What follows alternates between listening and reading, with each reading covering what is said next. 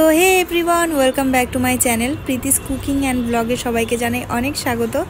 কেমন আছো তোমরা সবাই? আশা করি সকলে খুব ভালো আছো। তো ঈদের অনেক অনেক শুভেচ্ছা রইল সবাইকে।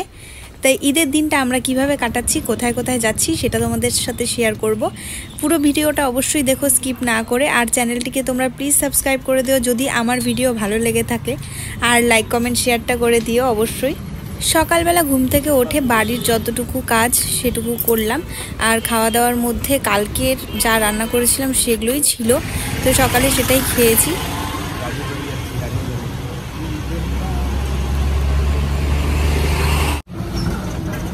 রাজু আসতেছি টোটোতে, ভিডিওটা পরে দেখতে পারবি।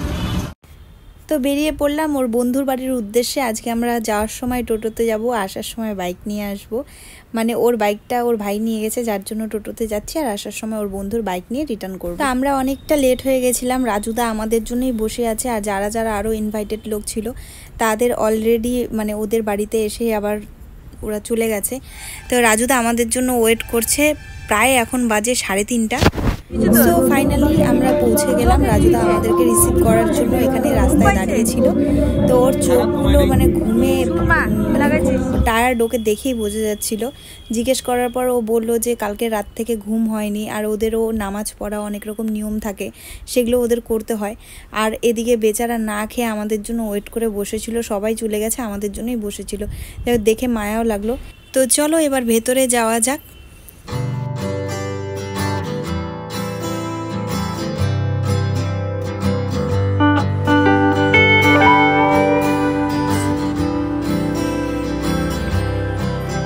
তো আজকে অনেক দিন পর একটু সাজুগুজু করলাম। দেখো তোমরা কেমন লাগছে অবশ্যই কমেন্ট বক্সে আমাকে জানিও।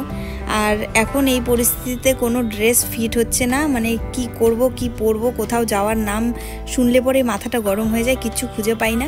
এদিকে ওদের বাড়ির সবাই টায়ার্ড ছিল, একটু ঘুমিয়েছিল। তো রাজুদা ওদেরকে ডাকাডাকি করছিল খেতে দেওয়ার জন্য। তো আমরা বললাম যে থাক, আমরা নিজেরাই বেড়ে খেয়ে নিচ্ছি। তো আজকের মেনুতে ছিল সাদা ভাত, ফ্রাইড রাইস, খাসির মাংস। ওরা এটাকে মানে আমরা শ্যামাই বলি।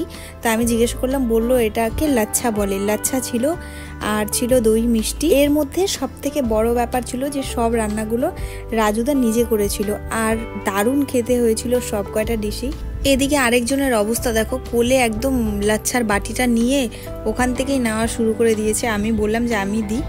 যাই হোক, খাওয়া দাওয়া শেষ। এবার ওদের বাড়িটা একটু ঘুরে দেখাচ্ছে। কি সুন্দর একটা কুমড়ো গাছ। ডগাগুলো দেখেই আমার জিভে জল চলে এলো। তো রাজুদা বললো আরেকটু বড় হোক, আরেকটু ডগা হোক, তারপরে তোকে আমি দিয়ে আসবো। তাই বললাম ঠিক আছে। এদিকে একটা আম গাছে সুন্দর ছোট ছোট আম হয়েছে, সে আমও দিয়ে আসবে বললো। তো এই মিষ্টি বাচ্চাটা হলো রাজুদার ভাগ্নি, আর ওর একটা ছোট ছেলেও রয়েছে। তো ও পার্কে ঘুরতে গেছে বলে দেখা হয়নি আমাদের সাথে। আর উনি হচ্ছেন রাজুদার দিদি আর ঠাকুমা। তো সবার সাথে একটু গল্প করে এবার বাড়ির দিকে রওনা দিচ্ছি। এদিকে তো আরেকটা কথা বলতেই ভুলে গেছি, যে রাজুদার বাড়ির জন্য মিষ্টি দই নিয়ে যাওয়া হয়েছিল, আর বাচ্চা দুটোর জন্য চকলেট নিয়ে যাওয়া হয়েছিল। এদিকে একজন ঘুমোচ্ছিল, আর একজন তো পার্কে ঘুরতে গেছিলো, যার জন্য চকলেটটা ওদের হাতে দিতেই ভুলে গেছি, আর রাজুদাকে বলতেও ভুলে গেছি। যাই হোক, পরে ওরা তো দেখবেই। তো বাড়িতে এসে একটু রেস্ট নিয়ে নিলাম। এখন সন্ধ্যা হয়ে গেছে। ও প্রথমে সন্ধ্যা দিল, আর ওর একটু বাজারে কাজ ছিল বলে ও বেরোবে বললো। ওই মুহূর্তে আমার মনে হলো যে আমি ফুচকা খাবো, ফুচকা খেতে ইচ্ছে করছে। তো ও বললো ঠিক আছে, তোমাকে ফুচকা খাইয়ে বাড়িতে আগে নামিয়ে দিয়ে তারপরে আমি আমার কাজে যাব। তো আজকের ব্লগটা এখানেই শেষ করছি। কেমন লাগলো ভিডিওটা অবশ্যই জানিও, আর চ্যানেলটিকে সাবস্ক্রাইব করতে ভুলো না। সবাই খুব ভালো থাকো, সুস্থ থাকো। দেখা হচ্ছে নেক্সট ব্লগে। টাটা। ফুচকা খেতে গিয়ে তারপরে দেখি আর কি কি আনা যায়, কিন্তু মোবাইলে চার্জ নেই, ওই জন্য মোবাইলটা নিয়ে যেতে পারবো না। তো দেখা হচ্ছে পরে।